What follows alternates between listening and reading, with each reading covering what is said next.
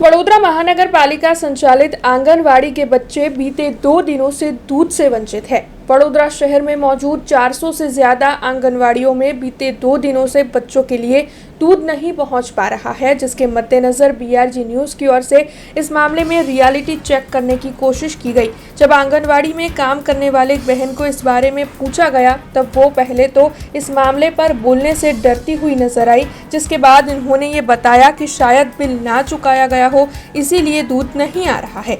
2 દિવસથી તકલીફ તો સર કશી નહીં આવે। 2 દિવસથી દૂધ નહીં આવતું। હા, 2 દિવસથી નથી આવતું તો શું કરવાના હતા? પણ આપણે ના એવી કોઈ જાણ નહીં કરી। ત્યાંથી કદાચ કોઈ બિલનું ચૂકવણું ના થયું હોય તો બની શકે એવું કે ના આવે, બની શકે। हाँ, हालांकि जब इस मामले में मेयर पिंकीबेन सोनी से बातचीत करने की उनकी प्रतिक्रिया जानने की कोशिश की गई, तब उन्होंने ये बताया कि कल रात को ही इस बारे में उन्हें जानकारी मिली है और इस मुद्दे पर जल्द ही उनकी ओर से मीटिंग की जाएगी और उसके बाद ही वो इस पूरे मामले पर कोई बयान दे पाएगी। વડોદરા શહેરના જે વડોદરા મહાનગરપાલિકાની હદમાં જે પણ આંગણવાડીઓ ચાલે છે, જ્યાં બાળકો માટેની બધી જ વ્યવસ્થાઓ ઉપલબ્ધ હોય છે, ગઈકાલે જ મને આપણા જે અંબિકાબેન છે, જે આંગણવાડીનું બધું સંચાલન કરે છે, એમના દ્વારા મને જાણ કરવામાં આવી છે કે આ રીતનો કોઈક પ્રોબ્લેમ ઉઠ્યો છે। એટલે આ સંદર્ભે આજે અધિકારીઓ સાથે મિટિંગ કરી અને શું વિષય છે એની ચર્ચા પણ કરવામાં આવશે અને વહેલી તકે જે પણ વ્યવસ્થા માટેનું જે પ્લાનિંગ કરવાનું થશે તે ચોક્કસ કરવામાં આવશે। એટલે મને ખાલી આટલી માત્ર જાણ થઈ છે ગઈકાલે મોડી સાંજે લગભગ 7:30-8ની આસપાસ કે આવું કંઈક વિષય છે।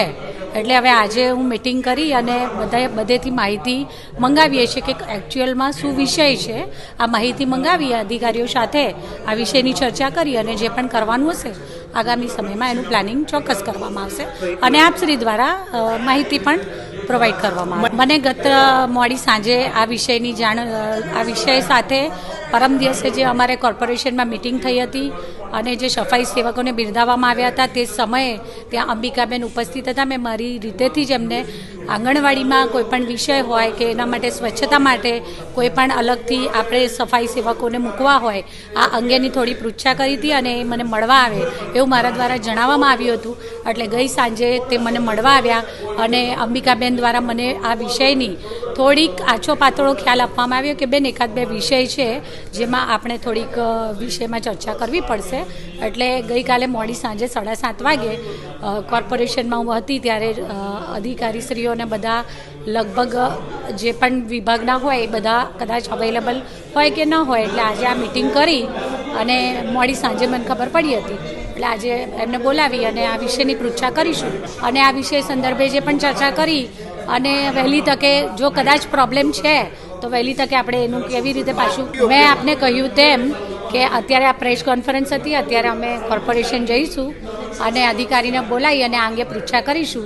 આપ શ્રી દ્વારા હમણાં મને જણાવવામાં આવ્યું કે મહિના પહેલાં પણ આવો કંઈ પ્રોબ્લેમ થયો હતો તો તે અંગેની પણ માહિતી લઈ લઈએ છીએ અને એ વિષয়ে ચર્चा विचारणा करेंगे। हालांकि इससे पहले भी बच्चे इस तरीके से दूध से वंचित रह चुके हैं, तब फिर एक बार ऐसा मामला वडोदरा की आंगनवाड़ियों से सामने आया है।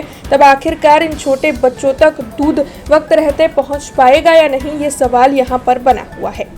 हमसे जुड़े रहने के लिए हमारे YouTube चैनल को सब्सक्राइब करें और नई वीडियो की नोटिफिकेशन के लिए बेल आइकॉन को दबाएं।